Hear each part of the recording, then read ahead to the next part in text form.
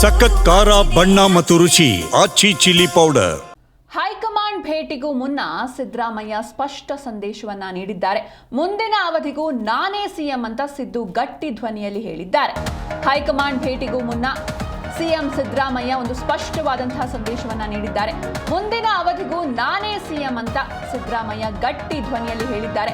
ಕಲಾಪದ ಕೊನೆ ದಿನ ಗೊಂದಲಗಳಿಗೆ ತೆರೆ ಎಳೆಯೋದಕ್ಕೆ ಸಿಎಂ ಯತ್ನವನ್ನ ಮಾಡಿದ್ದಾರೆ. ಅಧಿವೇಶನ ಮುಗಿದ ಬಳಿಕ ದೆಹಲಿಗೆ ಹೋಗ್ತಾರೆ ಸಿಎಂ ಹಾಗೂ ಡಿಸಿಎಂ. ಸಿಡಬ್ಲ್ಯೂ ಸಭೆಯಲ್ಲಿ ಪಾಲ್ಗೊಳ್ಳೋದಕ್ಕೆ ಸಿದ್ದರಾಮಯ್ಯ ದೆಹಲಿಗೆ ಹೋಗ್ತಾ ಇದ್ದಾರೆ. ನಾನೇ ಸಿಎಂ ಅಂತ ಗಟ್ಟಿ ಧ್ವನಿಯಲ್ಲಿ ಹೇಳಿದ್ದಾರೆ ಸಿಎಂ ಸಿದ್ದರಾಮಯ್ಯ. ಮುಂದಿನ ಅವಧಿಗೂ ಕೂಡ ನಾನೇ ಸಿಎಂ. ಯಾಕಂದ್ರೆ ಇಷ್ಟು ದಿನ ಈ ಬೆಳಗಾವಿ ಅಧಿವೇಶನದಲ್ಲಿ ಉತ್ತರ ಕರ್ನಾಟಕ ಭಾಗದ ಬಗ್ಗೆ ಚರ್ಚೆ ಆಗ್ತಾ ಇದೆ. ಅದರ ಜೊತೆಗೆ ಈ ಪವರ್ ಶೇರಿಂಗ್ ವಿಚಾರ ಪ್ರತಿನಿತ್ಯವೂ ಕೂಡ ಸಾಕಷ್ಟು ಮುನ್ನೆಲೆಗೆ ಬರ್ತಾ ಇದೆ. ಹೀಗಾಗಿ ಇವತ್ತು ಕೂಡ ವಿಪಕ್ಷ ನಾಯಕ ಅಶೋಕ್ ಅವರು ಸಿಎಂ ಅವರ ಎದುರಿಗೆ ವ್ಯಂಗ್ಯವಾಡಿದ್ರು. ಹೀಗಾಗಿ ಸಿಎಂ ಪದೇ ಪದೇ ಮುಂದಿನ ಅವಧಿಗೂ ನಾನೇ ಸಿಎಂ ಅಂತ 2 ಬಾರಿ ಸದನದಲ್ಲಿ ಪುನರುಚ್ಚರಿಸಿದ್ದಾರೆ. ಹೈಕಮಾಂಡ್ ಭೇಟಿಗೂ ಮುನ್ನ ಸಿದ್ದರಾಮಯ್ಯ ಒಂದು ಸ್ಪಷ್ಟ ಸಂದೇಶವನ್ನ ನೀಡಿದ್ದಾರೆ. ಮುಂದಿನ ಅವಧಿಗೂ ನಾನೇ ಸಿಎಂ ಅಂತ ಸಿದ್ದು ಗಟ್ಟಿ ಧ್ವನಿಯಲ್ಲಿ ಹೇಳಿದ್ದಾರೆ. ಅಂದ್ರೆ 5 ವರ್ಷವೂ ಕೂಡ ನಾನೇ ಸಿಎಂ ಆಗಿರ್ತೀನಿ ಅಂತ ಹೇಳೋ ಮೂಲಕ ಕಲಾಪದ ಕೊನೆ ದಿನ ಗೊಂದಲಗಳಿಗೆ ತೆರೆ ಎಳೆಯೋದಕ್ಕೆ ಸಿಎಂ ಯತ್ನವನ್ನ ಮಾಡಿದ್ರು. ಅಧಿವೇಶನ ಮುಗಿದ ಬಳಿಕ ದೆಹಲಿಗೆ ಹೋಗ್ತಾರೆ ಸಿಎಂ ಹಾಗೂ ಡಿಸಿಎಂ. ಸಿಡಬ್ಲ್ಯೂ ಸಭೆಯಲ್ಲಿ ಪಾಲ್ಗೊಳ್ತಾರೆ ಸಿದ್ದರಾಮಯ್ಯ. ಆಪ್ತರ ಜೊತೆಗಿನ ಮಾತುಕತೆ ಬೆನ್ನಲ್ಲೇ ಸಿದ್ದು ಫುಲ್ ಆಕ್ಟಿವ್ ಆಗಿದ್ದಾರೆ. ನಿನ್ನೆ ರಾತ್ರಿ ಸತೀಶ್ ಜಾರಕಿಹೊಳಿ ನಿವಾಸದಲ್ಲಿ ಒಂದು ರಹಸ್ಯ ಮಾತುಕತೆ ನಡೆದಿದೆ. K J George, Mahadevappa, Parameshwar, K N Rajanna ಸೇರಿದಂತೆ ಆಪ್ತರ ಜೊತೆ ಸಿಎಂ ಸಿದ್ದರಾಮಯ್ಯ ಮಾತುಕತೆ ನಡೆಸಿದ್ದಾರೆ. ಮಾತುಕತೆ ಬೆನ್ನಲ್ಲೇ ನಾನೇ ಸಿಎಂ ಅಂತ ಸಿದ್ದು ಸ್ಪಷ್ಟ ಸಂದೇಶವನ್ನು ರವಾನೆ ಮಾಡಿದ್ದಾರೆ. ಮುಂದಿನ ಅವಧಿಗೂ ನಾನೇ ಸಿಎಂ ಅಂತ ಒತ್ತಿ ಸದನದಲ್ಲಿ ಹೇಳಿದ್ದಾರೆ ಸಿಎಂ. ದೆಹಲಿಗೆ ತೆರಳೋದಕ್ಕೂ ಮೊದಲೇ ಸಿಎಂ ಸಿದ್ದರಾಮಯ್ಯ ಒಂದು ಸ್ಪಷ್ಟ ಸಂದೇಶವನ್ನ ನೀಡಿದ್ದಾರೆ.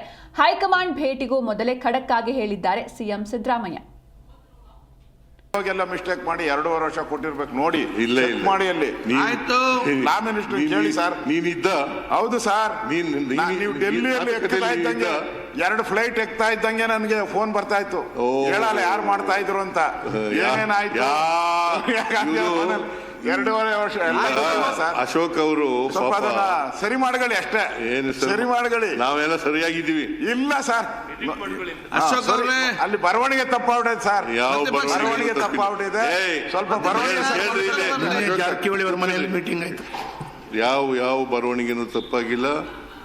ನಾವು ಹೈಕಮಾಂಡ್ ಪಾರ್ಟಿ ಕೇಳಿ. ನಾನು 5 ವರ್ಷ ತುಂಬಿಸಿದ್ದೀನಿ. ಮತ್ತೆ 2ನೇ ಸಾರಿ ಮುಖ್ಯಮಂತ್ರಿ ಆಗಿದ್ದೀನಿ. ಈಗ ನಾನೇ ಮುಖ್ಯಮಂತ್ರಿ. ಕೇಳಪ್ಪ, ಹೈಕಮಾಂಡ್ನವರು ನನ್ನ ಪ್ರಕಾರ ನನ್ನ ಪರವಾಗೇ ಇರೋದು.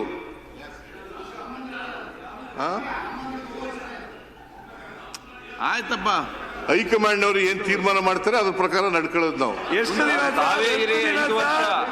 ಇದೇ ಸಮಸ್ಯೆ ಸರ್. ಇಲ್ಲೇ ಸಮಸ್ಯೆ ಇರೋದು. ಎಲ್ಲೂ ಸಮಸ್ಯೆ ಇಲ್ಲ ಸರ್. ಜಾತಕದಲ್ಲಿ ಸಮಸ್ಯೆ ಇದೆ. ಯಾವ ಸಮಸ್ಯೆ ಸರಿ ಇಲ್ಲ. ಜಾತಕನೇ ಸರಿ ಇಲ್ಲ ಸರ್. ಒಂದ್ ನಿಮಿಷ ಸರ್. ಮೊದಲು ಅಂದ್ರೆ ನೀವು ಹೆಂಗೆ ಬದಲಾಗ್ತಾ ಇದ್ದೀರಿ ಅಂತ ಒಂದೇ ನಿಮಿಷ. ಮೊದಲು ನಾನೇ ಮುಖ್ಯಮಂತ್ರಿ ಅಂದ್ರಿ, ಆಮೇಲೆ ಹೈಕಮಾಂಡ್ ನಿರ್ಧಾರ ಮಾಡೋದಲ್ಲ ಶಾಸಕರು ನಿರ್ಧಾರ ಮಾಡೋದು ಅಂದ್ರಿ. ಈಗ ನಾವು ಅಂತಂದ್ರಿ, ನಾನೇ ಇಂದ ನಾವು ಬಂದ್ರಿ, ಶಾಸಕರಿಂದ ಹೈಕಮಾಂಡಿಗೆ ಬಂದ್ರಿ. ಒಂದು ಕೋಳಿ ಸಾಲ ಬದಲಾವಣೆ ಮಾಡೋದಿಲ್ಲ. ನಿಮ್ಮ ಹೈಕಮಾಂಡ್ ಒಂದು ಕೋಳಿ ಸಾಲ